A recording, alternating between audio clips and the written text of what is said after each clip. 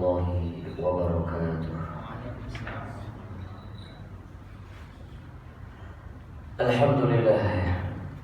Alhamdulillahi rabbil alamin. Khassana bi Muhammadin. Allahumma salli wa sallim wa barik ala sayyidina Muhammadin. Miftah babi rahmatillah. Adada ma fi ilmillah. Salatan wa salaman daimain bidawami mulkillah wa ala alihi wa sahbihi wa mawalah. Amma ba'd. Allahumma ya Rabbana a'inna fi ittiba'i sunnati nabiyyikal Mustafa wahsyurna ya Rabbana yawmal qiyamah ma'a zumratihi wa tahta liwa'ihi wa ba'athna ya Rabbana ma'a syuhada'i was salihin wa hasuna ulaika rafiqa walhamdulillahi rabbil alamin. Alhamdulillah, kita sudah memasuki bab-bab di terakhir daripada kajian Syama'il An-Nabawiyah karangannya Abu Isa At-Tirmidzi. Alhamdulillah, hari ini kita sudah sampai terkait dengan bab perasaan malu baginda Rasulullah sallallahu alaihi wasallam. Qala al-musannif rahimahullah ta'ala wa nafa'ana bihi wa bi'ulumihi fid dharain amin. Bab ma jaa fi hayati Rasulullah sallallahu alaihi wasallam. Bab yang mengisahkan, menceritakan tentang malunya baginda Nabi sallallahu alaihi wasallam. Maka di dalam hadis yang lain Nabi sallallahu alaihi wasallam itu pernah mengatakan, "Inna ma adrakan nasi min kalamin nubuwwatil ula idza lam tastahi fasna' ma syi'ta." Itu ada di dalam hadis Nawawiyah Arba'in. Dikatakan bahwasannya ternyata nasihat tentang malu, bukan kemaluannya, malu ya, beda. Nasihat tentang malu itu sudah dari masa Nabi pertama sekali diturunkan, Nabi Adam sudah ada. Wahai manusia, hendaklah kita malu dan malu. Maka di zaman Nabi juga ada seorang sahabat dan beliau baginda Nabi itu bersama sahabat yang lain. Itu ketika melewati ada satu orang sahabat yang suka memberikan nasihat tentang malu saja. Dia kalau ngasih nasihat untuk sahabatnya tentang malu aja udah. Meskipun jadi khatib Jumat, ya. Terus kemudian berbicara menasihati, malu aja yang disampaikan. Ya, terus kemudian ada sahabat Nabi protes, kenapa ya Rasulullah? Dia kalau ngasih nasihat malu aja, apakah ada yang lain yang bisa dinasihati? Maka kata Rasul sallallahu alaihi wasallam, da'hu. Ya, biarkan saja, sudah biarkan. Kau tahu karena malu ini adalah sebagian daripada iman, al-haya'u minal iman. Karena orang yang sudah tidak punya rasa malu akan bangga melakukan kemaksiatan, apalagi terang-terangan. Maka betapa banyak orang sekarang yang kita lihat, sudah berapa banyak orang yang tercabut imannya, tercabut rasa malunya. Terang-terangan bermaksiat di depan umum. Wal'iyadzubillah. Malu terhadap, kalau Rasulullah itu malu terhadap kemaksiatan, malu terhadap ketika melihat kemungkaran. Maka itulah rasa malu. Alangkah lebih baik kita sebagai orang mukmin yang mengaku iman itu memupuk rasa malu. Kata Umar Ibn Khattab, sebaik-baik wanita kalian adalah yang tidak berani dengan yang malu terhadap lelakinya. Ya. Jadi kalau ada yang berani sama lelaki zaman sekarang, ya itu sudah banyak yang sudah tercabut rasa malunya. Qala al-musannifu haddatsana Mahmud bin Ghailan qala haddatsana Abu Dawud qala haddatsana Syu'bah an Qatadah qala sami'tu Abdullah bin Abi Utbah yuhaddits an Abi Sa'id al-Khudri qala kana an-nabi sallallahu alaihi wasallam ashadda haya'an min al-'adra fi khidriha wa kana idza kariha shay'an 'arafnahu fi wajhihi. Adalah baginda Nabi sallallahu alaihi wasallam disabdakan oleh Abu Sa'id Al-Khudri, dikatakan Nabi sallallahu alaihi wasallam itu lebih malu daripada wanita yang lagi dipinang. Kalau zaman sekarang mungkin wanita yang lagi dipinang pun tidak lagi malu, bahkan dia yang meminang laki-laki. Sudah kembali. Maka Nabi Shallallahu Alaihi Wasallam itu lebih malu daripada wanita yang dibina. Wa kana idza kariha syai'an, tapi baginda Nabi ketika benci terhadap sesuatu, ketika benci terhadap kemaksiatan, arafnahu fi wajhihi, kita bisa tahu dari raut wajahnya. Baginda Nabi sudah bisa kelihatan. Ya, kalau dikatakan di antara dua alis baginda Nabi itu ada urat, maka urat itu akan muncul ketika beliau merasa tidak suka terhadap kemaksiatan, itu muncul sendiri. Maka para sahabat itu tahu, oh ini baginda Nabi nggak suka ini seperti ini.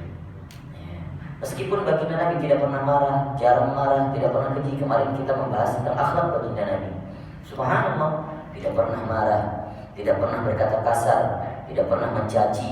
Kalau misalnya beliau marah pun, seorang sahabat datang di waktu yang belum tepat untuk berkunjung, artinya sudah tidak layak untuk berkunjung, tapi baginda Nabi itu melayani saja.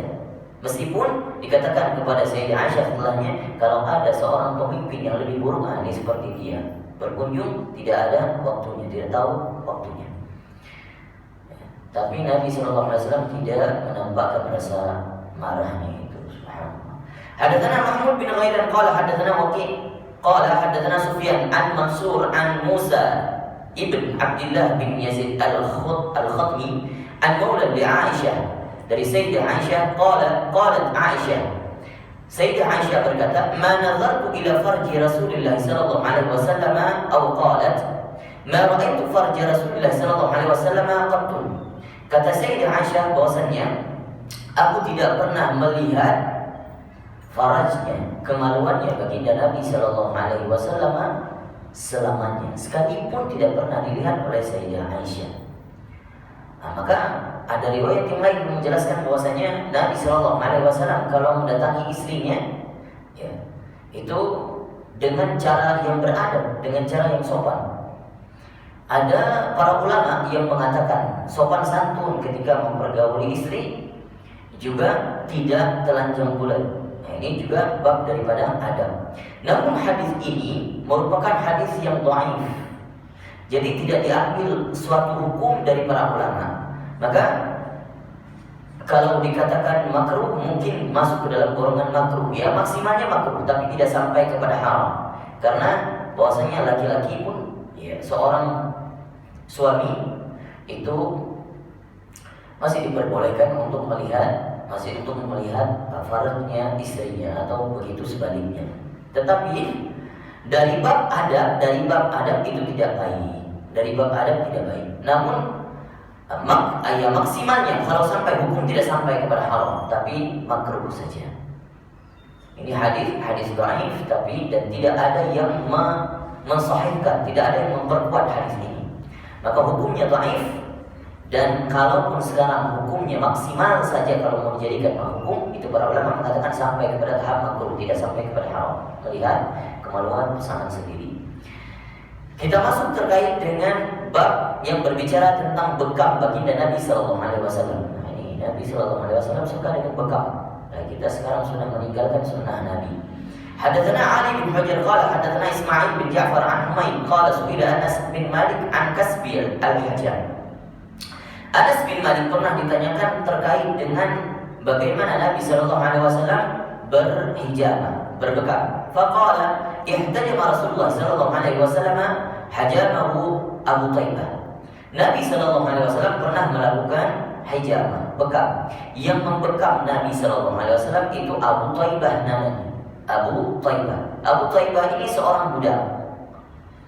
Fa amara lahu bi sa'aini min ta'am. Maka ketika setelah dibekam, Nabi sallallahu alaihi wasallam itu memberikan atau mengganjarnya dengan 2 sak gandum. Nah, itu bayarannya. Wa kallama ahlahu fa wada'ahu anhu min kharajihi. Maka beliau juga berbicara kepada majikannya agar meringankan kharajnya, upetinya, karena beliau seorang budak. Jadi Nabi sallallahu alaihi wasallam melakukan hijamah sama Abu Taibah. Abu Taibah ini seorang budak. Ketika keluar, Nabi sallallahu alaihi wasallam berpesan sama majikannya, ya majikannya orang muslim, sahabat baginda Nabi, maka dikatakan sudah ringankan upetinya. Ya, Abu Hajamah seorang budak. Beliau juga bersabda, Inna afdala ma tadawaitum bihi al-hijamah. Sebaik-baik obat yang kalian gunakan adalah bekam. Atau inna min amsali dawaikum al-hijamah.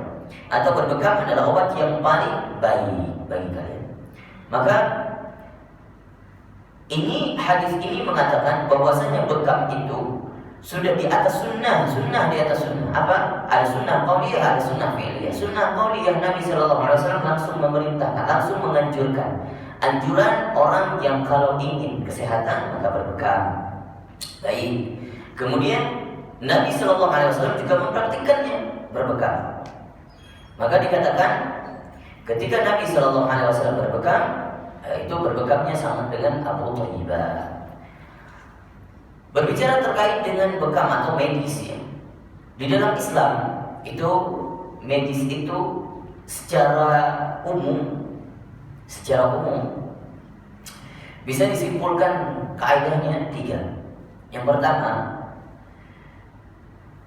terbukti secara medis ada manfaat dan anjuran baginda Nabi atau terdapat di dalam sunnahnya atau terdapat di dalam firman Al-Quran, maka obat-obatan itu hukumnya sunnah. Kemudian terbukti secara medis ada manfaatnya, tapi tidak ditemukan di dalam sunnah Nabi, tidak ditemukan di dalam Al-Quran, maka hukumnya mubah. Ya. Jadi kalau bekam itu bukti sunnah ada secara medis. Secara medis, ya, dulu tidak ditemukan manfaatnya, tapi sekarang sudah mulai ditemukan manfaatnya. Maka begitu juga yang kedua, secara medis itu ditemukan manfaatnya, tetapi secara sunnah tidak didapatkan. Mana contohnya? Ya obat-obatan yang kita konsumsi. Ada nggak di dalam sunnah Rasul dikatakan ya kalau kamu gulu paracetamol, nggak ada. Ya. Atau kalau kamu cacingan, guru komandrin, nggak ada. Tidak ditemukan di dalam sunnah Nabi, tapi ditemukan di dalam medis, maka hukumnya mubah. Bahkan kalau mau naik tingkat dapat pahala ikhtiar karena kesembuhan lillahi ta'ala, maka dapat sunnah, maka dapat pahala. Yang ketiga, tidak ditemukan secara medis manfaatnya dan juga tidak terdapat di dalam sunnah dan juga tidak dilarang bahkan di dalam syariat, maka hukumnya haram. Apa contohnya? Ya ganja. Ya, kalau ada zaman sekarang mengatakan ada medis sekarang sudah ditemukan, ya buktikan dulu yang mana. Sekarang banyak orang main-main yang melegalkan ganja banyak sekarang. Maka secara sunnah, secara hadis, sesuatu yang makruh secara syariat, sesuatu yang iskar, yang memabukkan, maka semuanya haram. Atau batu-batuan, jimat kadangnya yang dijadikan sebagai obat-obatan, tapi dipercayai, maka secara medis pun tidak terbukti padahal. Tapi kepercayaan, keyakinan, nah ini ada jimat ini dikasih sama fulan, nah ini baik untuk kesehatan. Medis tidak ada, sunnah Nabi tidak ada, maka hukumnya haram. Hadatsana Ali bin Hajar, hadatsana Umar bin Ali, qala hadatsana Abu Dawud, qala hadatsana Warqa bin Umar an Abdul A'la an Abi Jamilah an Ali, dari Sayyidina Ali dikatakan anna Nabi sallallahu alaihi wasallam ihtajama wa amarni fa'ataitu al-hajjam ajrahu. Maka Rasulullah sallallahu alaihi wasallam berbekam dan memerintahku, kata Sayyidina Ali, untuk berbekam, lalu aku memberi upah kepada tukang bekamnya. Jadi ini hukum memberi upah kepada tukang bekam, maka diperbolehkan. Hadatsana Harun, kenapa sampai dikira tidak diperbolehkan? Ya karena bekam itu kan mengeluarkan darah. Nah, maka barang siapa juga yang memperjualbelikan yang terkait dengan darah, pada hukumnya ada yang dikatakan haram. Tapi berbekam khususnya ini yang dibayar apa? Jasanya, yang dibayar jasanya. Jadi maka diperbolehkan. Hadatsana Harun bin Ishaq Al-Hamdani qala hadatsana Abdan an Sufyan Tsauri an Jabir an Sya'bi an Ibnu Abbas. Dari Ibnu Abbas dikatakan inna Nabi sallallahu alaihi wasallam ihtajama fi akhda'in. Bahwasanya Nabi sallallahu alaihi wasallam, perhatikan titik di mana sunnah Nabi sallallahu alaihi wasallam berbekam. Nabi sallallahu alaihi wasallam berbekam di akhda'in. Mana akhda'in? Akhda'in itu adalah bagian daripada leher kanan dan kiri baginda Nabi. Ini di bawah telinga sampai kepada bahu. Maka akhda'ani itu berada di tengah-tengah. Ini di leher dua. Ini adalah tempat yang biasanya Nabi berbekam. Maka ini sunnah banyak manfaatnya. Sunnah berbekam. Ya. Kalau misalnya kita pusing-pusing kan, berbekam di sini, masya Allah. Allah ini enak sekali di sini. Sudah diserap darah kotornya. Ya, ada orang yang sumpah, orang yang galau, orang yang pusing. Ini bekamnya di sini, enak tuh. Wa bainal katifain, dan juga di antara bahunya. Ini di tengah-tengah, di punggung, di antara bahunya. Karena pusatnya di situ. Wa atal hajjama ajrahu, dan kemudian Nabi sallallahu alaihi wasallam memberikan jizyah, memberikan ajrah, memberikan upah. Walau kana haraman lam yu'tihi. Ya, kalau misalnya itu haram, ya ada yang mengatakan haram, maka Nabi sallallahu alaihi wasallam tidak memberikan itu upah.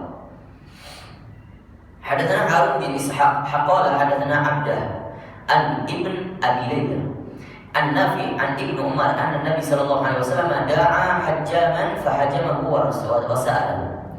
Nabi sallallahu alaihi wasallam dari Ibnu Umar bahwa dikatakan Nabi pernah memanggil seorang tukang bekam. Lalu ya, seorang tukang bekam itu membekam beliau dan beliau bertanya kepadanya, "Berapa kharajmu? Berapa upahmu?" Qala thalathatu asa', dikatakan 3 sa' gandum. Lalu beliau membatalkan, enggak, jadi 1 sa' kemudian memberikan upahnya. Ditawar oleh baginda Nabi, 1 sa' bisa, ya sesuai dengan kemampuan. Oke, enggak apa-apa katanya. Ya, Nabi sallallahu alaihi wasallam berbekam dengan dia. Maka bukan hanya Abu Thaibah saja tukang bekamnya baginda Nabi. Orang yang terkadang dipanggil juga pernah membekam baginda Nabi. Hadatsana Abdul Quddus bin Muhammad At-Tar Al-Basri qala hadatsana Amr bin Asim qala hadatsana Hammam wa Jurir bin Hazim qala hadatsana Qatadah an Anas bin Malik qala kana Rasulullah sallallahu alaihi wasallam, dari Anas bin Malik bahwa Nabi sallallahu alaihi wasallam yahtadimu fi al-khuda'in wa kalhi wal kahin. Nabi sallallahu alaihi wasallam itu berbekam di akhda'in, di leher yang kita bicarakan tadi, kanan dan kiri, dan juga kahil. Kahil itu di mana? Kahil itu di bagian ubun-ubun. Ya, jadi kalau misalnya kita tarik nih dari 2 telinga kanan dan kiri, tarik lurus bagian atas, maka di tengah-tengah tengkuk bagian daripada. Maka di bagian sini, itu. Ini di sini kahil. Ya, kalau disedot di sini darah kotornya, subhanallah, itu enteng sekali, enak sekali. Apalagi orang yang kadang suka migrain, suka pusing, itu obatnya di sini. Ada 3 tempat di sini, kemudian di antara 2 bahu, di tengah-tengah, kemudian di atas kepala. Wa kana yahtadimu li 17.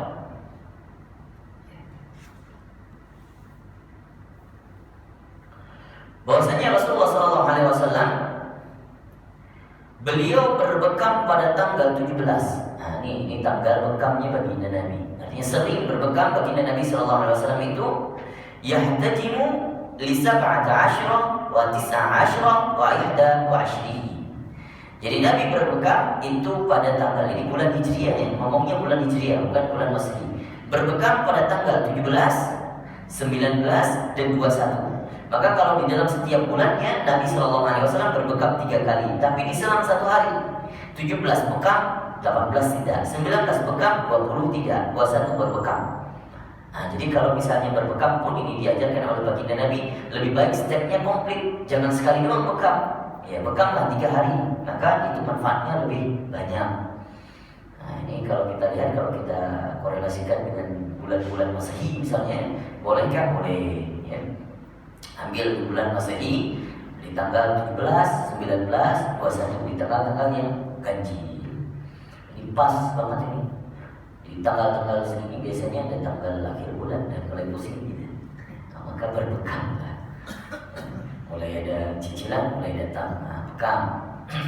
Hadatsana Ishaq bin Mansur qala anba'ana Abdul Razzaq an Ma'mar an Qatadah an Anas bin Malik anna Rasulullah sallallahu alaihi wasallam ihtajama wa huwa muhrimun bimalal 'ala dhahril qadami. Ya, Nabi sallallahu alaihi wasallam juga dari Anas bin Malik diriwayatkan bahwa Nabi sallallahu alaihi wasallam pernah berbekam ketika sedang ihram. Nah, maka hukumnya ketika ihram ini biasanya orang haji karena haji lama dalam waktu ihramnya. Kalau mau berbekam itu boleh. Nabi SAW melakukan hijamah, melakukan bekam ketika ihram di Malal. Malal itu di mana? Di antara Makkah dan Madinah, tengah-tengah itu Malal. Ada dhahril khadami, di mana yang dibekam baginda Nabi? Di atas punggung kakinya.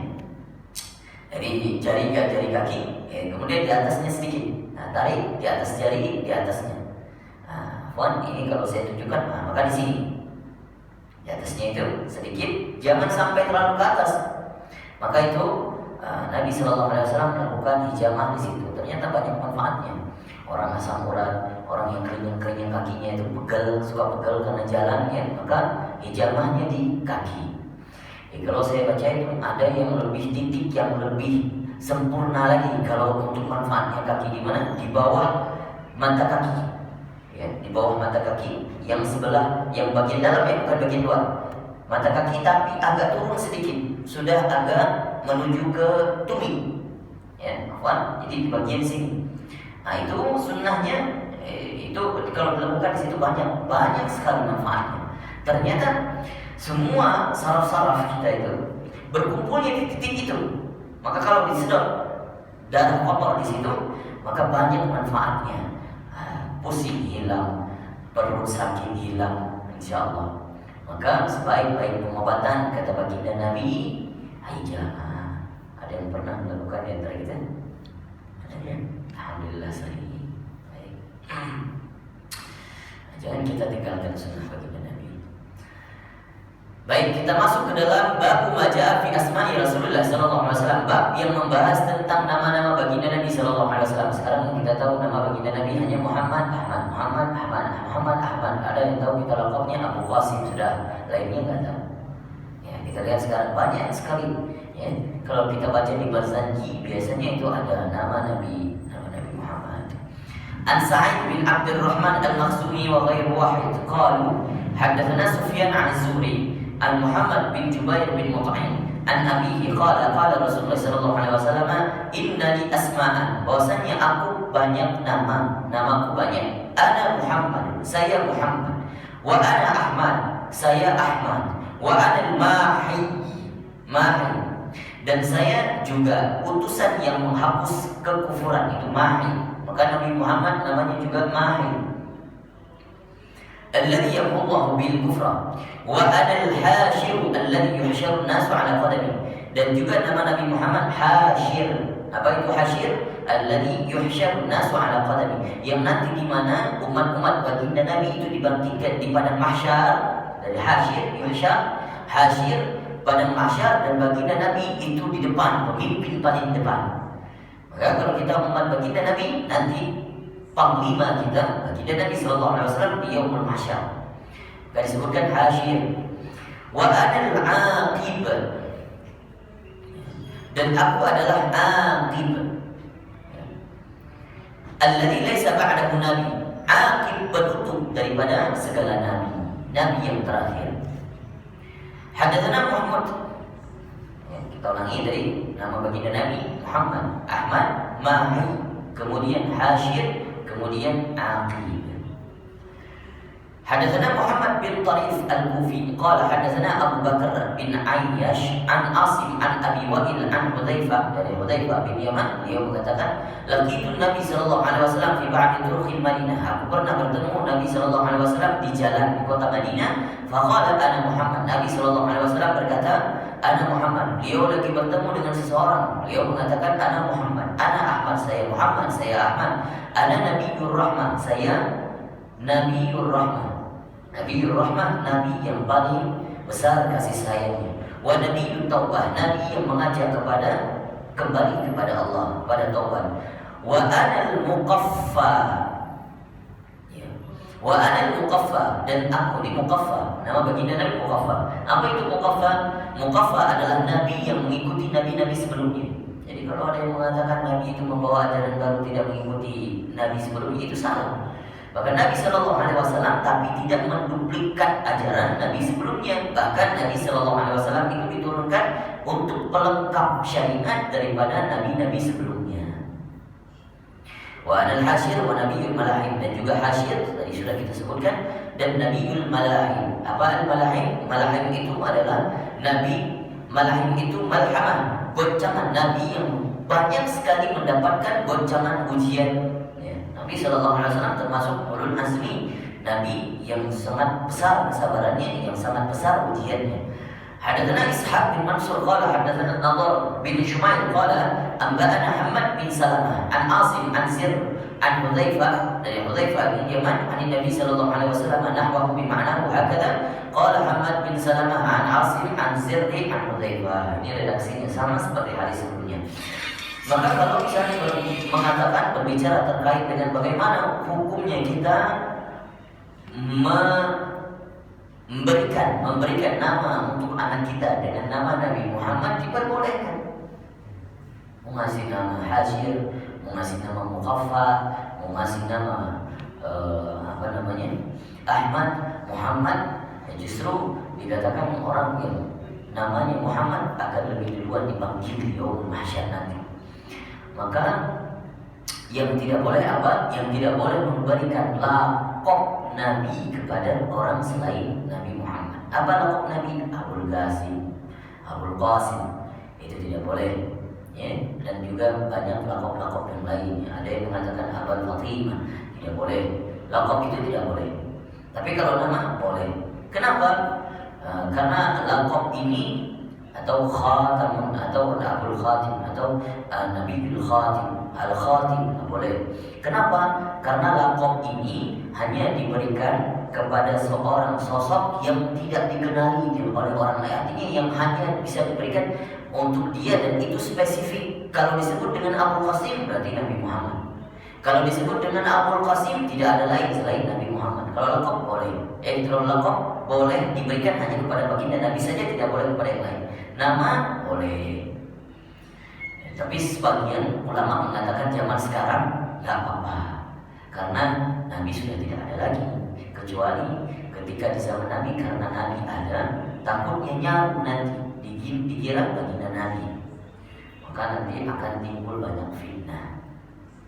Begitu juga cincin yang kita bicarakan kemarin, ada cincin Muhammad Rasulullah, itu sebenarnya stempelnya baginda Nabi. Masa baginda Nabi tidak boleh ada yang punya stempel itu kecuali baginda Nabi saja? Yang namanya stempel yang pasti legalitas itu nggak boleh diduplikat sama yang lain. Tapi sekarang banyak sudah dijual cincin Muhammad Rasulullah, maka boleh. Kenapa? Sudah ada lagi Nabi Muhammad. Itu kita pakai hanya untuk cinta, mahabbah kepada baginda Nabi, ngefans sama baginda Nabi. Bab kehidupan Rasulullah Sallallahu Alaihi Wasallam. Bab maja'a fi 'ashi Rasulullah Sallallahu Alaihi Wasallam. حدثنا قتيبة بن سعيد قال حدثنا أبو الأحواص عن سمة بن حرب قال سمعت النعمان بن بشير يقول ألستم في طعام وشراب ما شئتم. Ini dari Nu'man bin Bashir. Beliau mengatakan bahwasanya kita bahas tentang bagaimana kehidupan Rasulullah. Sebenarnya sudah dibahas bagian kemarin, tapi didatangkan lagi hadis, ada 9 hadis di sini. Alastum fi ta'amin wa syarabin ma syi'tum. Apakah bukankah kalian sekarang, di zaman sekarang, kalian bisa minum dan makan sesuai dengan apa yang kalian mau? Nah, ini kata Nu'man bin Bashir. Ini sebagai refleksi ya, ketika duduk dengan sahabatnya, beliau mengatakan, hei sahabatku, sekarang kalian bisa makan kapan saja. Mau lapar, makan. Mau haus, minum. Laqad ra'aitu nabiyyukum sallallahu alaihi wasallam wa ma yajidu min ad-daqat ma yamla'u fi batnihi. Namun dilanjut oleh Nu'man bin Bashir, dikatakan, sesungguhnya aku telah melihat Nabi kalian, Nabi Sallallahu Alaihi Wasallam, dan beliau tidak mendapat kurma jelek, dakol. Dakol itu kurma. Kalau sekarang, zaman sekarang ini, sejelek-jeleknya kurma belum bisa dikatakan dakol. Banyak sekarang kurma jelek, kurma murah yang kulitnya sudah tersayat-sayat, itu belum dakol. Dakol itu kurma yang sudah bisa dikatakan kurma penyet, kurma penyet, nggak layak dimakan lagi sudah. Kalau misalnya layak dikasih hewan yang binatang itu layak. Tapi Nabi Sallallahu Alaihi Wasallam katanya tidak pernah, ya jarang sekali beliau tidak mendapati kurma jelek sekalipun untuk mengisi perutnya. Bahkan kurma seperti dakol pun kadang jarang bagi Nabi itu dapat makanan di rumahnya. Nabi Shallallahu Alaihi Wasallam itu sering lapar. Nah kalau sekarang kita, kalau bukan Ramadan, nggak pernah lapar. Lapar dikit nyemil, lapar dikit makan, lapar dikit nyemil lagi. Nah, ini sekarang. Kata Ibnu Qayyim al-Jauzi, ada 3 perkara yang menyebabkan hati orang itu keras. Pertama, kasratul ta'am wa syarabuhu, banyaknya makan dan minum. Kalau kita lihat Imam Syafi'i dulu jarang kenyang, sering lapar kecuali beliau makan di rumah orang soleh. Nah itu kenyang. Sudah rumahnya Ahmad bin Hanbal, muridnya Imam Hanbali, itu makan sekenyang-kenyangnya. Kemudian yang kedua, yang kedua katanya kasratul kalam, banyak ngomong, tapi ngomongnya yang sia-sia, nggak ada manfaat. Itu dapat mengeraskan hati.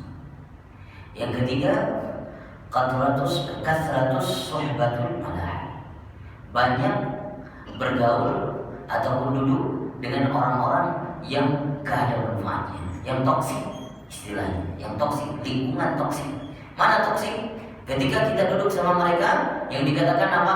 Oh, yang dibahas apa? Oh, rumah, oh mahal sekali beli rumah. Ya, ini ada aja yang kurang. Atau berbicara soal dunia yang gak ada manfaatnya. Bahkan kalau kita duduk sama dia, justru malah tambah pikiran, nambah. Apalagi bahasnya tentang dunia. Nah ini kalau bergaul dengan orang yang toksik, banyak ngomong yang tidak ada manfaatnya, yang sia-sia, kemudian juga banyak makan dan minum, kata Ibnu Qayyim al-Jauzi, dapat menyebabkan hati keras. Ada yang mengatakan, menambahkan kasratud dahab, banyak ketawa, maka banyaklah nangis. Bukan nangis karena galau karena dunia, bukan karena hutang, bukan nangis karena rindu baginda Nabi, nangis karena mengingat dosa banyak. Hadatsana Harun bin Ishaq qala hadatsana Abdah an Hisham bin Urwah an abihi an Aisyah, Sayyidah Aisyah qalat in kunna ala Muhammad namkuthu syahran ma nastawqidu minha. Perhatikan, kata Sayyidah Aisyah, kita keluarga baginda Nabi sallallahu alaihi wasallam pernah tinggal di rumah sebulan, tidak pernah menghidupkan bara api. Apa artinya? In wa illa tamru wal ma, yang kita konsumsi hanya kurma dan air saja. Jadi yang dimakan selama sebulan itu kurma air selama sebulan. Bahkan itu pun gak sampai 3 kali dalam satu waktu. Nah, itu kehidupan Nabi Sallallahu Alaihi Wasallam bersama istri keluarganya. Gak pernah, karena ada yang tidak pernah hidup api. Karena gak ada yang dimasak itu. Apa yang dimasak kurma, lele. Gak ada. Maka itulah kehidupan baginda Nabi Sallallahu Alaihi Wasallam. Nah, sekarang kita sesulit-sulit kehidupan kita, dikatakan orang miskin, ya saya rasa juga gak ada juga yang sesulit baginda Nabi kehidupannya. Bahkan baginda Nabi Sallallahu Alaihi Wasallam ketika pulang ke rumah nanya sama istrinya, ada makanan? Gak ada. Ya sudah, ya wes, gak ada ribut-ribut, ya, gak ada masalah. Ya wes, kita puasa, antam saja kehidupannya. Sekarang kita besoknya nggak ada makan, hari ini sudah cerewet. Besok mana nih bang? Kita nggak ada lagi makan nih. Besok mana? Kenapa kamu nggak masak? Segala macam bla bla bla bla bla bla. Ini kerasnya hati kita. Alhamdulillah. Bahkan ada makanan banyak protes. Kenapa makanannya asin? Kenapa makanannya nggak enak? Nah, sudah makan saja. Nabi Sallallahu Alaihi Wasallam nggak pernah protes. Hadatsana Abdullah bin Abi Ziyad qala hadatsana Sayyar qala. Tadi kita bahas tentang hijamah bekam. Harusnya tadi ada Pak ini biar enak diskusinya ya. Biar bisa langsung konsultasi sama yang ahlinya, expertnya. Seru manfaatnya. Sudah lewat Nabi, jadi sudah lewat tentang hijamah. Ya intinya hijamah itu sunnah di atas sunnah. Ya sunnah qauliyah, sunnah fi'liyah. Nabi menganjurkan berbekam dan Nabi sendiri juga berbekam. Hadatsana Abdullah bin Abi Ziyad qala hadatsana Sayyar qala hadatsana Sahal bin Aslam an Yazid bin Abi Mansur an Anas. Dari Anas bin Malik an Abi Talha qala syakawna ila Rasulullah sallallahu alaihi wasallam al-jum'ah wa rafa'na an butunina an hajar fa rafa'a Rasulullah sallallahu alaihi wasallam an butunihi an hijran. Qala Abu Isa al-hadits gharib. Ini hadis ketika ceritanya ketika baginda Nabi sallallahu alaihi wasallam di perang Khandaq. perang Khandaq bersama para sahabat. Kita juga sudah menceritakan ini. Bahkan kita sudah menceritakan sampai ketemu mukjizat baginda Nabi Sallallahu Alaihi Wasallam membagikan makanan di hari itu dan tidak ada habis-habisnya. Nabi Sallallahu Alaihi Wasallam ketika itu di perang Khandaq datang sahabatnya. Siapa yang datang? Abu Talhah datang kepada baginda Nabi dan para sahabat yang lain datang kepada baginda Nabi melapor, ya Rasulullah, tengok, sambil dibuka jubahnya, bajunya, tengok, lapar sekali ya Rasulullah. Ya wajar lapar, ya karena habis gali parit, itu gali parit Khandaq itu besarnya, luasnya, subhanallah, sampai dikatakan 7 kilometer. Luas sekali, dalamnya 3 meter, jadi luas sekali.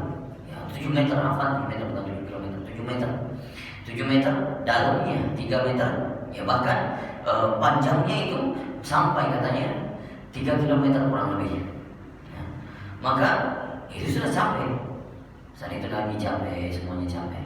Datang Abu Talha, ya Rasulullah, terlihat perut saya udah terganjal dengan batu ini. Nabi Sallallahu Alaihi Wasallam membuka pelan-pelan, lihat perut saya, batunya 2, kamu Abu Talha 1, saya 2, sudah diganjal sama baginda Nabi. Ya, terus kemudian datang seorang sahabat, ya, mengajar baginda Nabi, ya Rasulullah, ayo makan di rumah saya ada qadid. Qadid itu apa? Daging dari anak kambing yang kecil, sudah yang kurus. Ya, artinya qadid ini yang sudah lama yang sudah lama disimpan. Kalau dimasak, dikuahin, itu akan melebar lagi. Artinya yang punya juga sedikit porsinya. Kata dibisikin, ya Rasulullah, aku punya qadid itu cuma cukup, hanya engkau ajak beberapa sahabat aja. Sudah. Apa yang dilakukan baginda Nabi? Ayo semuanya makan kita di rumah sahabat. Makan, ya, insya Allah. Ini sahabat sudah gemetaran, gimana ini nggak cukup. Ternyata sampai di sana mukjizatnya Nabi Sallallahu Alaihi Wasallam, barokahnya keluar. Setiap yang dibagikan bahkan katanya sampai 1000 pasukan nggak bisa di situ makanan. Sudah selesai dibagikan sampai kenyang, bahkan sampai kenyang. Mau lagi tambah. Ya ini di luar nalar sudah sampai kenyang. Bahkan disuruh bagikan seluruh penduduk Madinah lagi. Subhanallah. Hadatsana Muhammad bin Ismail. Baik, ini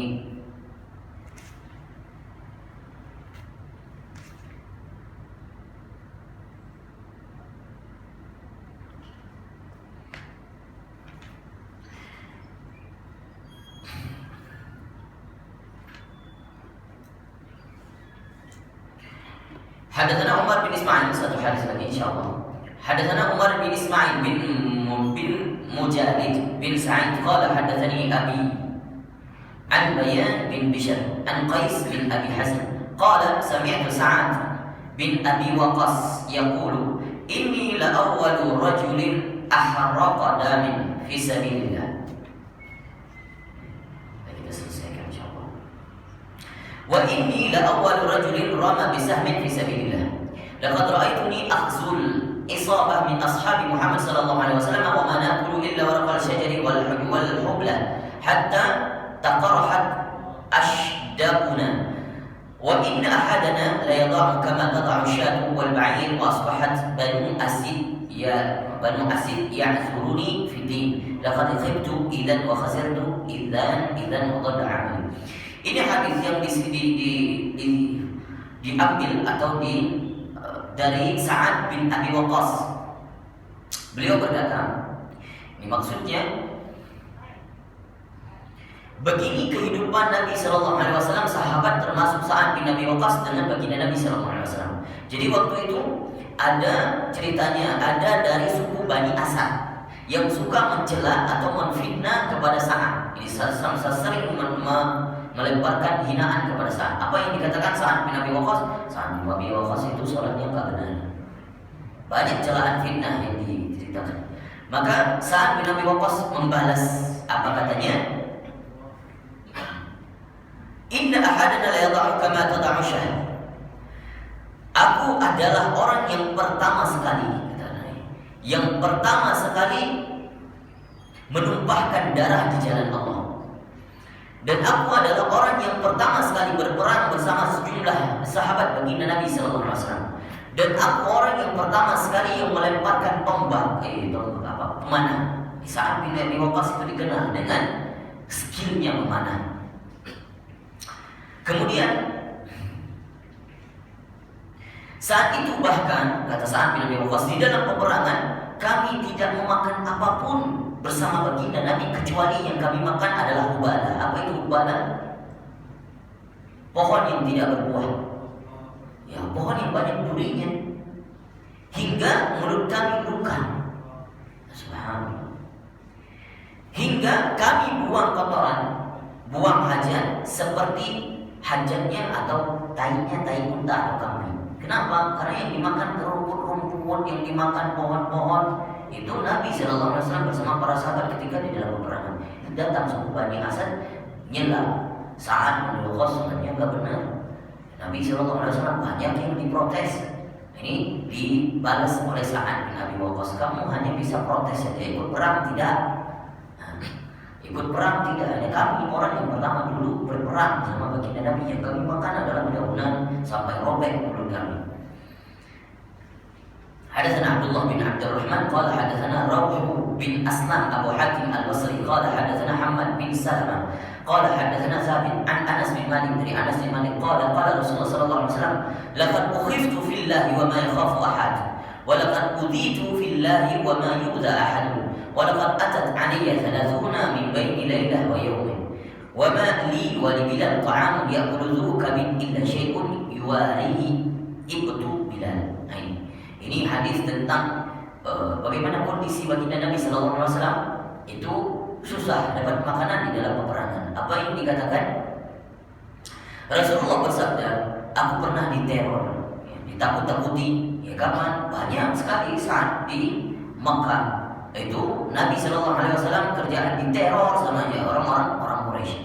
Karena Allah tidak ada seorang pun yang ditakut-takuti. Aku disakiti karena Allah. Ketika tidak ada seorang pun yang disakiti. 30 siang dan malam berlalu. Kata Nabi sallallahu alaihi wasallam, 30 siang dan malam berlalu berarti berapa? Sebulan. Sementara aku dan Bilal tidak memiliki makanan yang dapat dimakan dzu kabidin. 30 hari 30 malam tidak ada makanan yang bisa aku makan, dan saat itu saya bersama Sayyidina Bilal di dalam peperangan. Dzukabid yang bisa dimakan. Dzukabid itu orang yang maksudnya makhluk yang hidup. Apa? Hewan. Kemudian manusia. Artinya yang layak dimakan oleh hewan dan manusia. Gak ada makanan kecuali sesuatu yang disembunyikan di ketiak Bilal.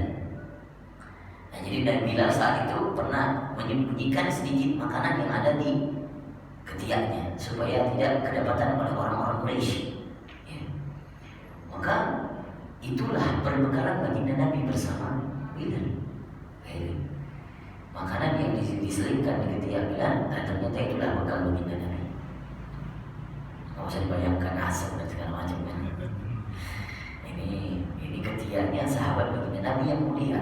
Hadatsana Abdullah bin Abdurrahman qala hadatsana Affan bin Muslim qala hadatsana Aban bin Yazid Al-Aqtar qala hadatsana Qatadah an Anas bin Malik dari Anas bin Malik dikatakan anna Nabi sallallahu alaihi wasallam lam yajtami' indahu ghada'un wa la 'asha'un min khubzin wa lahmin illa 'ala dhafaf.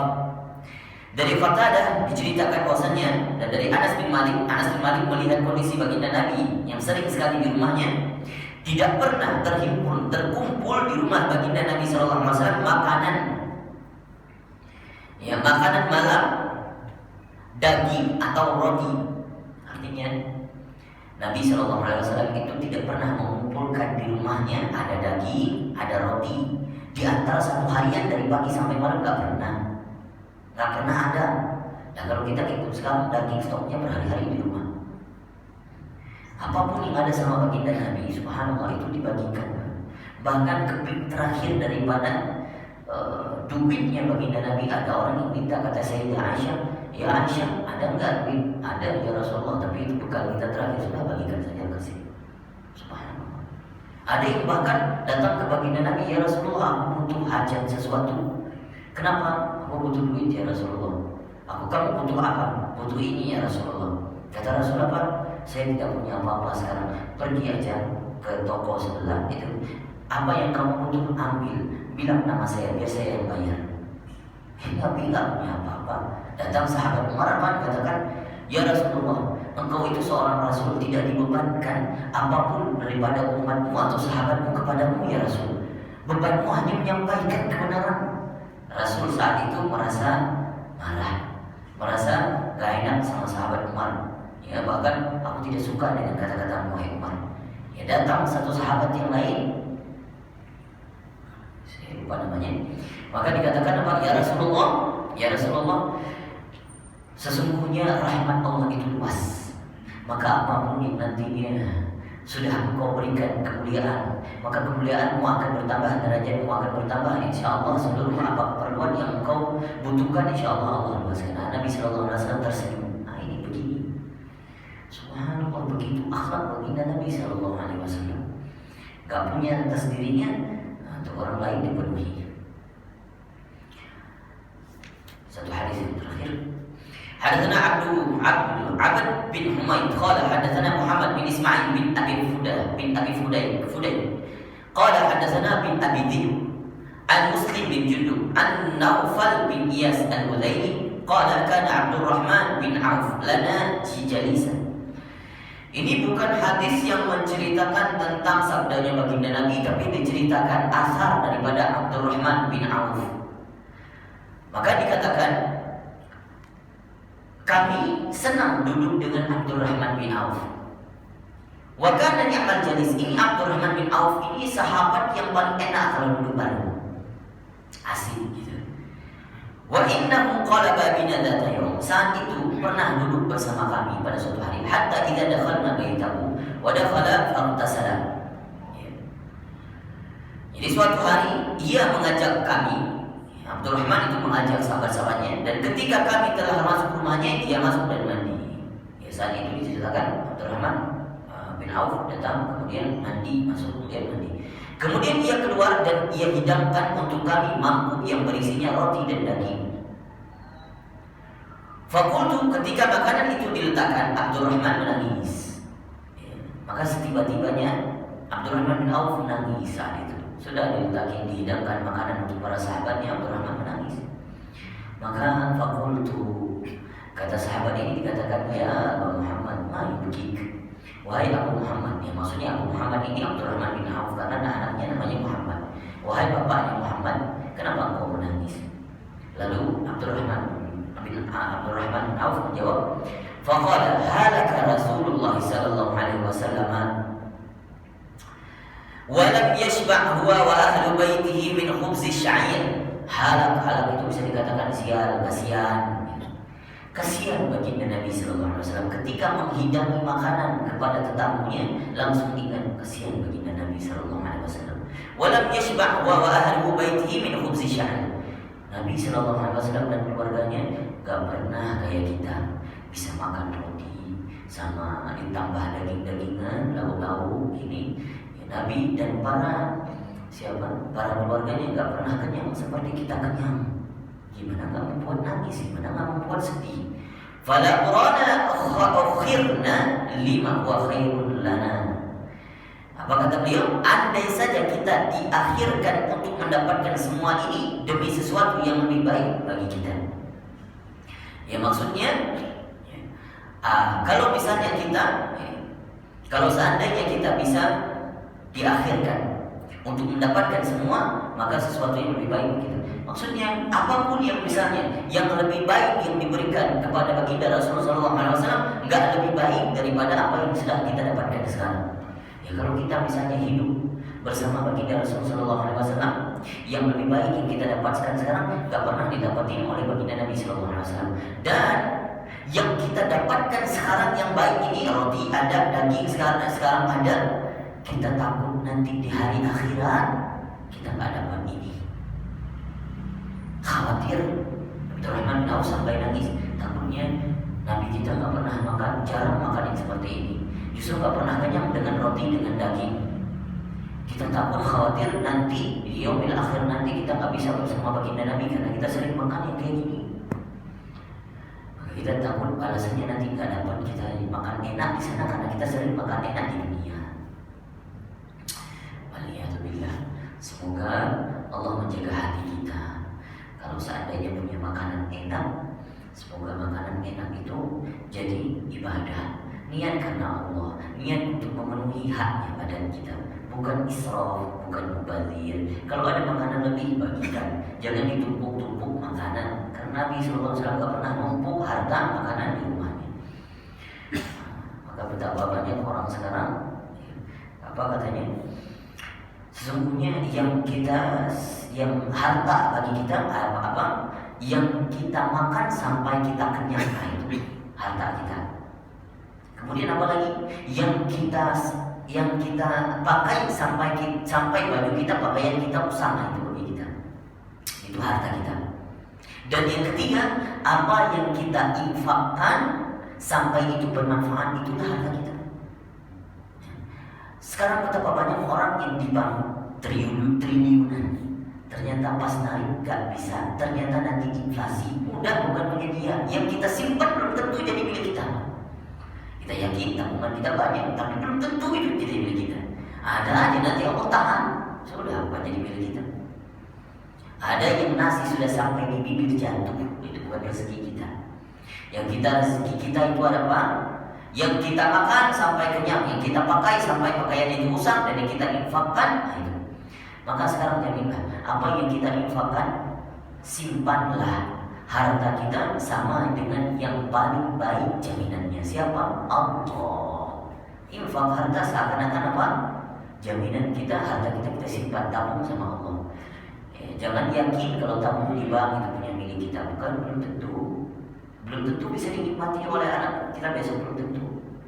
Maka yang paling baik, bukannya kita nggak boleh simpan di bank, bukannya kita nggak boleh simpan harta warisan untuk anak kita, bukan. Disuruh ada kewajiban kita untuk melihara bagaimana besok, melihat nasib bagaimana generasi kita besok, itu wajib, ya, supaya mereka juga tidak huru-hara hidupnya. Maka simpan. Artinya yang kita simpan itu adalah juga niatnya karena Allah. Yang kita simpan supaya generasi kita bisa hidup layak, supaya mereka bisa ibadah, gak capek jadi orang miskin, gak sempat ibadah. Itu maksudnya. Maka sering-sering kita baca biasanya Allahumma inna nastaudiuka, ya Allah, aku simpan anfusana, apa yang ada pada diriku, wa ahlana, dan juga keluarga aku titip ya Allah, wa amwalana, dan juga harta-hartaku ya Allah, wa kulli syai'in ma'aqadana, dan apa yang Engkau telah berikan kepadaku, Engkau rezekikan kepadaku, aku titip ya Allah. Karena itu kita disunahkan untuk sering-sering sholat duha.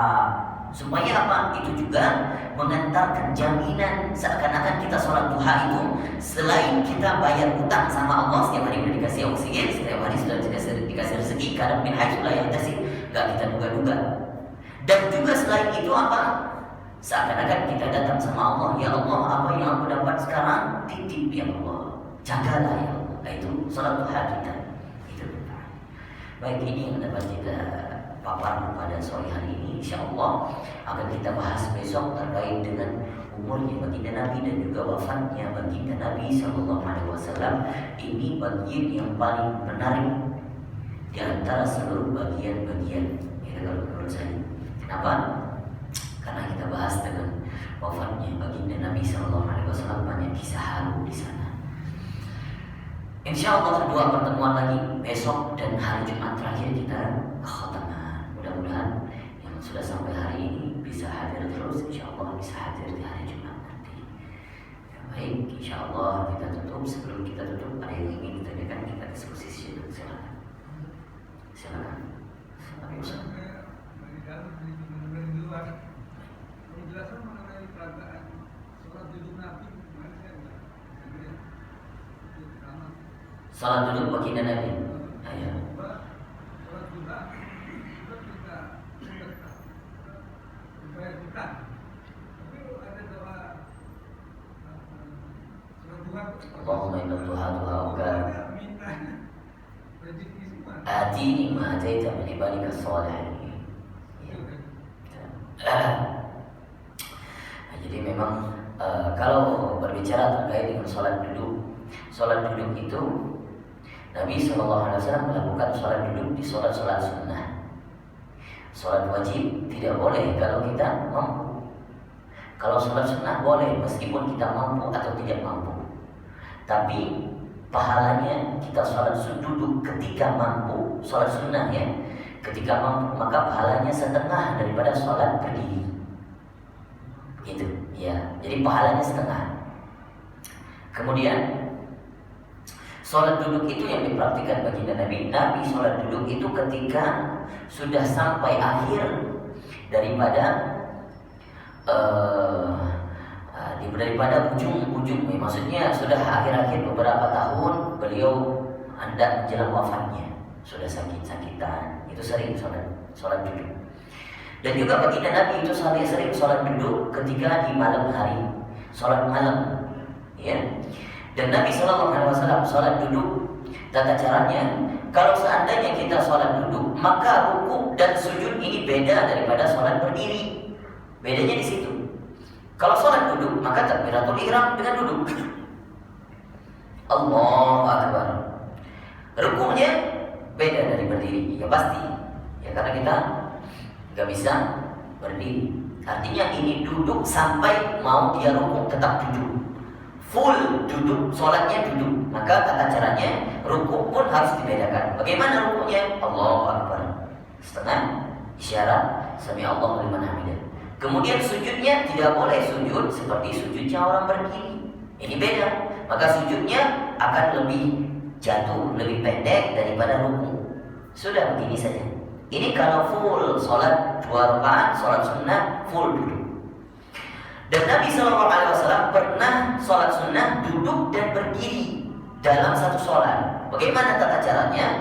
Allahu Akbar, duduk, membaca Al-Fatihah dulu sampai membaca surat panjang sekali, ya, 1 juz, 2 juz, Al-Baqarah atau Al-Imran. Maka kira-kira sekitar 30 ayat terakhir daripada surah Al-Baqarah atau surah Al-Imran baru beliau berdiri. Sudah berdiri melanjutkan 30 ayat terakhir, kemudian rukuk seperti orang rukuk, seperti orang rukuk berdiri, sujud seperti orang sujud sholat berdiri. Itu sangat biasa. Kemudian bangkit di rakaat kedua, duduk lagi, Al-Fatihah duduk, kemudian baca surah, baca lagi panjang. Sholat malam Nabi itu panjang sekali, panjang sampai 20 ayat terakhir, baru Nabi berdiri lagi. Apakah boleh dipraktikkan? Boleh, silakan dipraktikkan. Meskipun kita baca bukan surah yang panjang, boleh dipraktikkan. Ya, maka sunnahnya kita ikut tata cara baginda Nabi SAW. Boleh dipraktikkan supaya tidak lupa, ya, diamalkan ilmunya. Sesekali sholat malam dengan cara begitu, untuk mengamalkan sunnah baginda Nabi SAW. Kemudian yang kedua apa tadi? Tentang sholat duha. Sholat duha memang banyak riwayat yang valid, yang sahih mengatakan sholat duha itu manfaatnya adalah seperti bayar hutang. Justru kita dapatkan rezeki itu lebih afdolnya di mana 2 rakaat sebelum subuh atau 2 rakaat fajar. Memang hadis atau memang doa yang kita bacakan ketika sholat duha, atina min ibadika salihin, ma ataita min ibadika salihin. Ya Allah, berikan apa yang telah Engkau berikan kepada hamba-hambamu yang soleh. Ya, artinya di sebalik daripada itu memang ada riwayat mengatakan, riwayatnya dhaif, mengatakan bahwa sholat duha itu manfaatnya juga mendatangkan rezeki. Justru lahir doa itu dari hadis tersebut. Wallahu a'lam bishawab. Artinya kita yakin saja, kita sholat duha insya Allah bayar hutang sekaligus mendatangkan rezeki. Ya, tambah lagi 2 rakaat maka bebas daripada siksa kubur. Haram jasad kita ya dimakan ataupun dimakan oleh dihabisi oleh makhluk-makhluk yang ada di dalam kubur. Ada orang yang sholat rajin sholat duha. Baik, ada lagi? Silakan. Pernah baca juga pernah baca juga bahwa sholat duha tersebut menyedekahkan ruas-ruas setiap hari. sendiri atau sendiri. Nah itu ketika dapat dilakukan hanya dengan 2 Dua rakaat rakaat. salat. Nah, kalau saya pribadi mungkin karena itu sudah bersedekah, maka Allah ganti itu salah satunya bersedekah ke masjid. Betul. Jadi seperti itu mungkin. Betul. Ya, rumusnya begitu. Jadi nggak ada khilaf sebenarnya, nggak ada kontradiksi antara dua hadis itu. Jadi maksudnya kita bayar hutang nggak termasuk ya kita menyedekahkan setiap tubuh kita ruas-ruas rezeki yang Allah berikan nikmat kepada kita yang sudah terbayar dengan 2 rakaat salat duha. Betul. Alhamdulillah, terima kasih amin. Tadi kita bahas api nggak ada. Ini mungkin bisa kita diskusi. Tadi kita bahas api bahwa hijamah Rasul itu bekamnya Rasul, itu Rasul berbekam di akhda'in ini di sini. Itu manfaatnya banyak ya. Nah, nanti kita dengar manfaatnya apa dari ini di akhda'in. Kemudian Nabi berhijamah di bainal katifain, dari 2 pundak, maka di sini nih tekuknya, tengkuk. Iya. Dan juga Nabi berbekam itu di kohal, itu di ubun-ubun. Kalau ditarik segaris dari ujung telinga kiri dan kanan itu pas di atasnya sini. Nah itu. Terus kemudian Nabi berbekam itu di atas kakinya, punggung kaki, ketika sedang ihram haji sini. Nah kita mau dengar nih. Tadi saya cuma baca-baca secara sekilas saja manfaat-manfaatnya. Nah, itu manfaatnya bagaimana Nabi? Sedikit Ya. yang saya pelajari dan tahu ya, berbekam itu Rasulullah kan berdasarkan ketika Rasulullah SAW itu di Isra Mi'rajkan, maka setiap satu langit ini para nabi menyampaikan, ya Muhammad perintahkan umatku berbekam, ya Muhammad mataka wahijamah, wahijamah. Maka Rasulullah SAW ini bertanya kepada malaikat Jibril, Jibril, apakah itu al-hijamah? Maka Jibril mengatakan, sesungguhnya al-hijamah terbuka sebaik-baik pengobatan bagi umat kalian. Nah, Rasulullah SAW ini berbekam minimal 40 hari dalam sebulan ya. Kalau wanita kan sudah ada orang yang dengan haid ya, membuang darah kotornya itu. Titik-titik kami pertama ada mukit tadi yang diberikan ke tengah-tengah ini. Ini insya Allah dapat mencegah dan menyembuhkan 100 macam penyakit di sini. Karena ini titik pusat saraf-saraf ya, sama seperti dengan di kaki tersebut. Nah kalau di tadi dua kan akhdain ini untuk masalah hafalan, migrain, itu masalah-masalah di kepala. Dan yang kedua, titik yang utama yang selalu Rasulullah SAW tidak pernah lupa itu, yang tidak pernah ditinggalkan Rasulullah adalah kahil. Ya. Kahil, ini ada jendolan di sini ya. Ini sudah dapat mencegah dan menyembuhkan 7 macam penyakit, karena di sini kalau berdasarkan medis titik pertemuan 7 meridian. Meridian itu kalau bahasa akupuntur ya. Itu titik organ ginjal, lambung, jantung, paru itu semua di sini. Jadi selalu di sini tidak ditinggal Rasulullah ini. Sebagian hanya sunnah saja. Jadi kahil itu ada jendolan. Iya, pokoknya pas atas leher sama punggung ini, lihat situ ini ada jendolan di sini. Ini kahil di sini.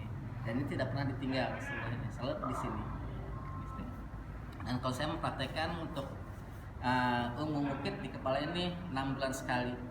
6 bulan sekali dan waduh ya, alhamdulillah efeknya bukan efek ya, manfaatnya luar biasa sekali gitu di sini. Dan ketika tadi disebutkan juga Rasulullah itu ketika di 1 bulan itu beliau berbekam 3 kali dalam 1 bulan, ngambil di tanggal 17, ini bulan Hijriah dari 17, kemudian 19, kemudian 21, 3 hari. Mungkin kalau misalnya di zaman sekarang, kalaupun kita akan ambil di bulan Hijriah, kali bulan Masehi juga masih bisa termasuk ya. Artinya kalau kita bisa hitung bulan Hijriah itu pas, mungkin lebih baik. Tapi ya udah, kalau kita mungkin jarang ingat Hijriah, ingat Masehi aja ya. Ya 17, 19, 21. Nah, saya katakan tadi pas banget, tapi bulan-bulan yang bikin orang sumpah akhir bulan. Bulan-bulan orang yang makan Indomie sudah. ada bekam obatnya. Jadi itu akan bulan itu upah bekam itu teman-teman ada yang suka bekam dikasih malah nggak mau malah bukan punya. Iya, takut lagi. Karena takut mungkin ya. enggak, memang ada hadisnya besar. Seburuk-buruk mata pecahan adalah sebagai mantan zina, menjual kambing dan upah bekam. Oh, maksudnya jadi yang dikatakan Abi apa? Tapi upah, tapi yang dikasih upah tuh kalau karena malah mau. Oh iya, iya. Ya makanya tapi tadi dibahas itu di hadis bahwa Nabi Shallallahu Alaihi Wasallam memberi upah 2 sok, ya, memberi 2 sok gandum kepada Abu Thaibah yang membekam baginda Nabi Shallallahu Alaihi Wasallam. Ya, jadi dikatakan bahwa di riwayat itu kalau seandainya itu haram maka Nabi Shallallahu Alaihi Wasallam tidak beri upah. Ya, ada konteks yang lain apakah? Memang ada riwayat yang mengatakan seperti itu, Abi? Saya nggak nemukan. Kalau yang itu kan haram ya, sebaik-baik seburuk-buruk Seburuk-buruk, yang seburuknya atau jamin dia sebagai mata pencaharian kan yang sekarang ada 1 titik 25.000. Nah itu sudah jadi komersil ya pencaharian gitu ya mas. Jadi ketika merubah kan ikhlas terima apa kasih berapa nggak apa-apa. Masuk tiap bulan itu sahabat Agus ada putri ketika itu kan berpihak kepada suku itu dikasih 32 ekor kambing gitu. Betul, iya, terus ada. Ada menarik istilahnya.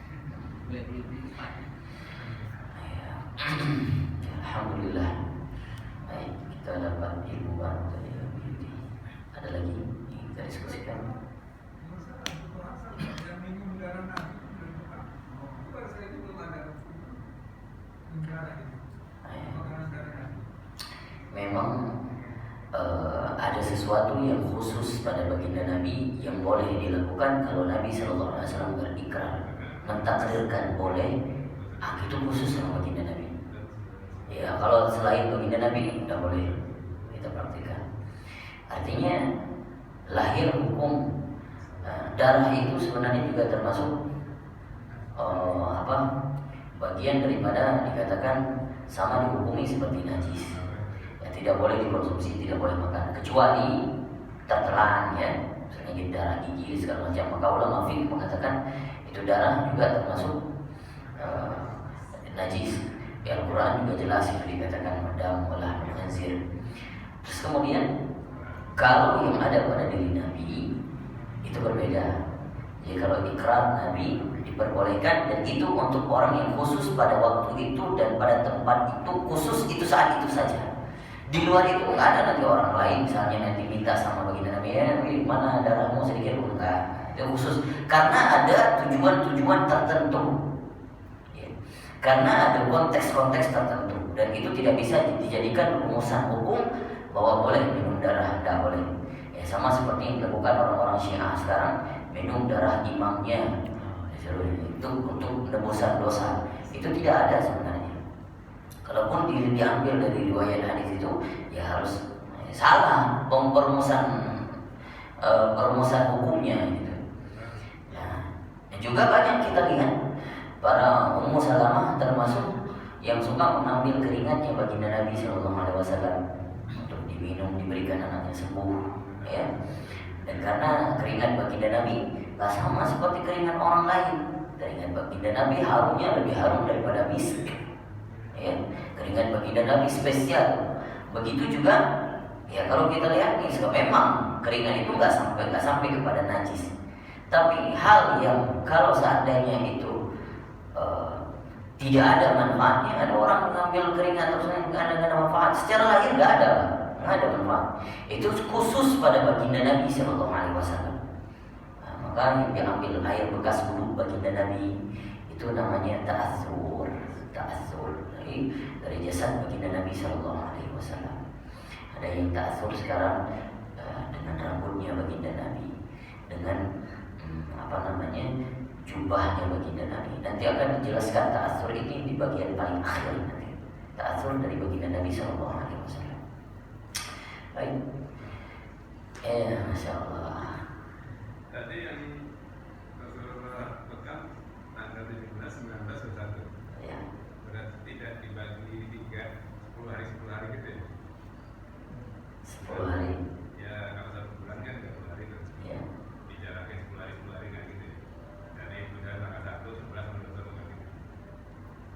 Setiap tanggal 17, 19 dan 21. Berarti kan dekat tuh.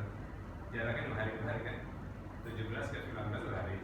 Iya, maksudnya selang 1 hari. Nah, salah 1 hari. Iya. Terus dari 21 motor lagi ke tanggal 17 hari kan jauh tuh. Nah, itu ada penjelasannya nggak dari Rasulullah kenapa ini dekat 2 hari, 2 hari terus ini jauh? Nggak sempat, nggak juga, nggak ada riwayat yang setiap bulan, nggak ada. Nggak ada yang setiap bulan. Tapi yang ada riwayatnya begini, kalau Nabi ingin berbekam di bulan itu, Nabi itu memilih tanggal 17, tidak rutin tiap bulan. Ya.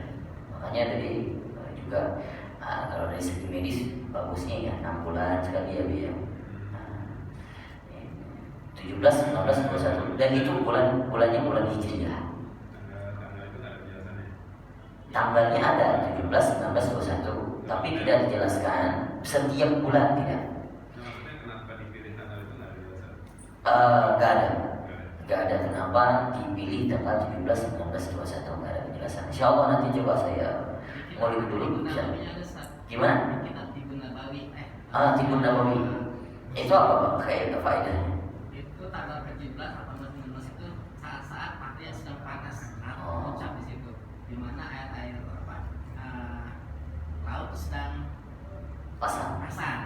itu juga kita sedang pasang saat di situ, makanya setelah ketika mengucap darah itu mudah untuk mengambil dari dalam vaksin dan pada saat panas dan pergantian sel-sel darah kotor ya pada tanggal-tanggal segitu, jadi akan mudah dari vaksin.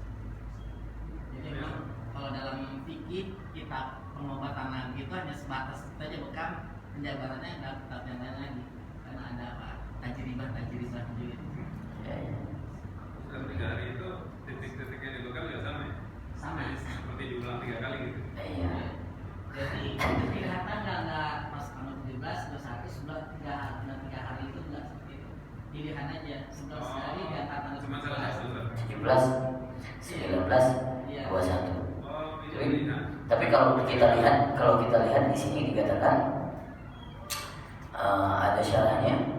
Ini redaksinya mana sebentar.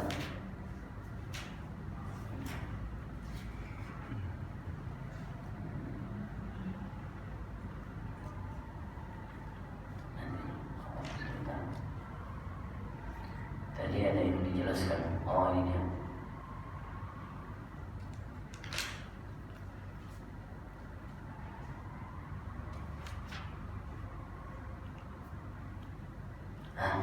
Ini dijelaskan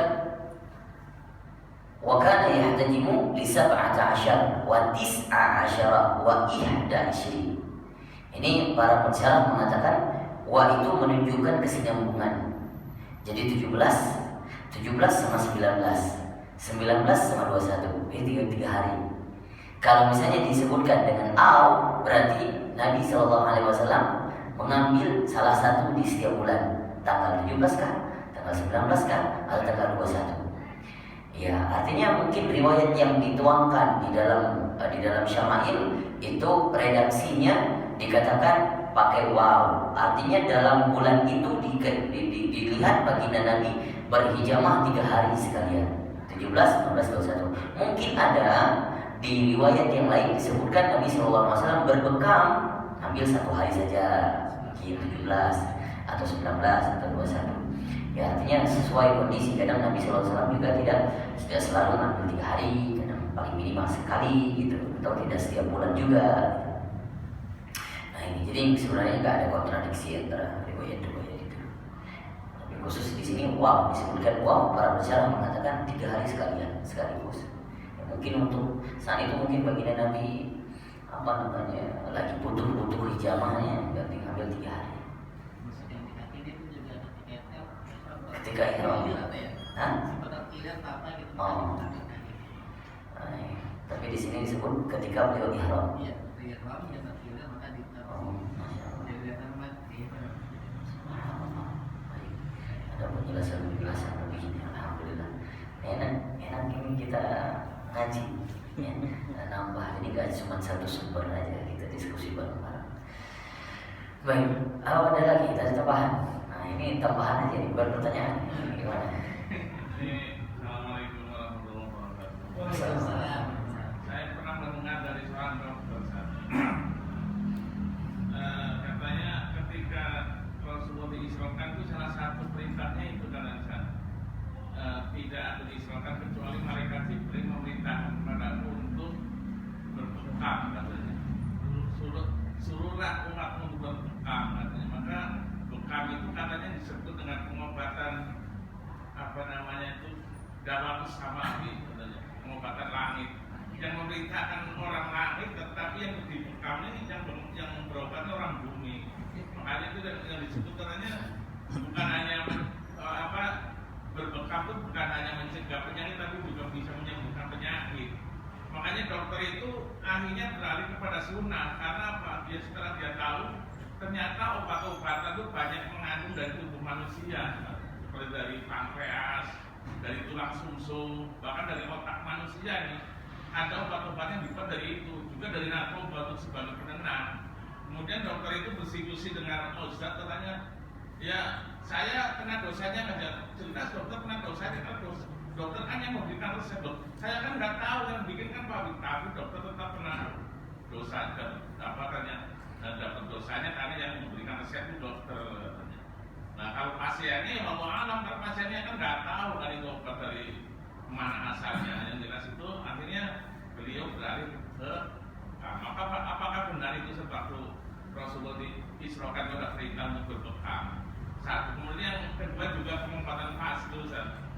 Pengobatan fasdu itu salah satu sunnah juga tuh katanya tuh, yang diambil darah dari salah satu jarum ya, disebut dengan jarum. Saya pernah juga di fasdu, tapi memang ya saya mengalami ketika saya sebelum di bekam atau di fasdu saya mengalami penyakit alergi, terutama makan ikan ya, apalagi makan udang, cumi, terus seafood itu udah langsung bentol, bengkak-bengkak. Tapi setelah di fasdu beberapa kali dan sampai sekarang alhamdulillah saya masih rutin itu bekam, walaupun tidak setiap bulan, paling tidak 3 bulan atau 6 bulan sekali saya masih berbekam. Alhamdulillah hilang semua tuh alergi, saya bebas makan apa aja, alhamdulillah. Tapi yang saya tanyakan itu tadi, apa memang benar ada perintah dari malaikat Jibril ketika Rasulullah diisrakan?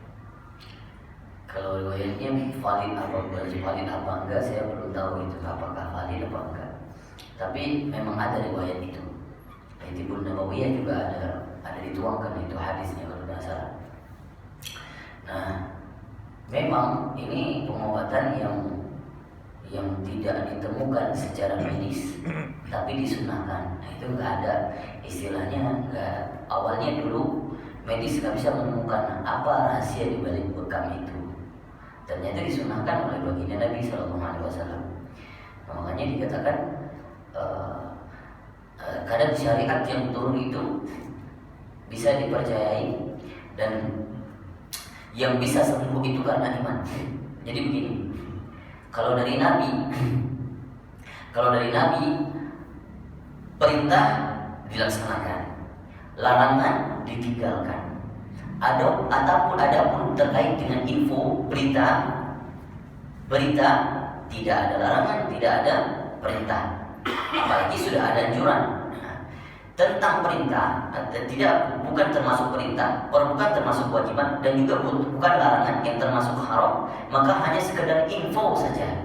Kalau itu datangnya dari baginda Nabi SAW, itu akan ada manfaatnya kalau karena diimani. Jadi obat bekam itu sebenarnya iman, percaya, kesembuhan. Makanya kalau kita sekarang bekam, kalau nggak percaya, ya udah. Jadi kepercayaan itu yang mendatangkan kesembuhan. Nah, sekarang kita lebih percaya kepada paracetamol kan, lebih daripada bekam. Ya, makanya nggak sembuh orang bekam. Karena nggak percaya. Maka bahkan orang nggak percaya nggak mau bekam. Gitu. Maka itulah yang dikatakan. Apalagi sudah anjuran daripada baginda Nabi SAW. Nabi menganjurkan berbekam. Kalau tadi kita sudah bacakan hadisnya, ada anjuran Nabi. Maka anjuran qauliyah, sunnah qauliyahnya ada, sunnah fi'liyahnya Nabi SAW langsung sebagai praktisi mempraktikkan itu. Nah, maka di dalam hal ini ya, Kalaupun ada riwayat yang mengatakan berbekamlah itu dari ahlus samawi, obatnya ahlus samawi, ya tidak ada kontradiksi, memang benar. Ya maksudnya karena dari segi medis secara kasat mata nggak tahu, nggak ada manfaatnya, nggak ditemukan manfaatnya. Sekarang aja udah canggih teknologi baru ditemukan manfaatnya. Kalau dulu zaman Nabi mempertanyakan apa rahasia bekam ini, pasti sahabat-sahabat juga mempertanyakan. Bukan hanya kita sekarang, sahabat dulu sudah mempertanyakan itu. Nah, makanya baginda Nabi SAW menyuruh untuk bekam itu sebaik-baik obat untuk kalian, kata baginda Nabi. Hijamah, bekamlah. Gitu. Ya subhanallah. Alhamdulillah. Terima kasih Pak Ustaz, Pak Kiai sudah memberikan banyak masukan kita. Alhamdulillah, kita lanjutkan insyaallah besok dengan pembahasan umur baginda Nabi dan tentang cerita bagaimana Nabi SAW ketika wafatnya beliau. Wallahu a'lam bishawab. Kita tutup dengan membacakan zikir asyhadu an la ilaha illallah wa anna muhammadar rasulullah astaghfirullah as'alul jannata wa a'udzu bika minan nar. Asyhadu an la ilaha illallah wa anna muhammadar rasulullah astaghfirullah as'alul jannata wa a'udzu bika minan nar. Asyhadu an la ilaha illallah wa anna muhammadar rasulullah astaghfirullah as'alul jannata wa a'udzu bika minan nar. اللهم إنك عفو كريم تحب العفو فاعف عنا. اللهم إنك عفو كريم تحب العفو فاعف عنا. اللهم إنك عفو كريم تحب العفو فاعف عنا يا كريم. Kita tutup dengan bacaan doa kafaratul majlis. Subhanakallahumma wa bihamdika asyhadu an la ilaha illa anta wa astaghfiruka wa atubu ilaik. Assalamualaikum warahmatullahi wabarakatuh.